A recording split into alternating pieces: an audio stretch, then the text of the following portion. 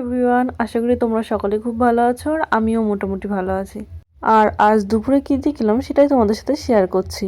আর প্রথমে আমি ভাত দিয়ে মেখে নিচ্ছি লাউর চোকলা দিয়ে আলু ভাজা। তোমাদের কার কার ভালো লাগে অবশ্যই কিন্তু কমেন্ট করে জানিও। আর ওইটা শেষ করে তারপরে পড়ে গেল প্লেটে মাছের তেল, বেগুন দিয়ে মাছের তেল। তোমাদের কার কার এটাও ভালো লাগে অবশ্যই জানিও।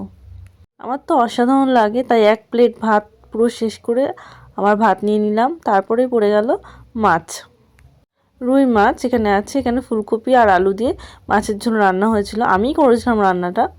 তোমাদের কার কার এই শীতে ফুলকপি আলু দিয়ে মাছের ঝোল কেমন লাগে অবশ্যই কমেন্ট করে জানিও।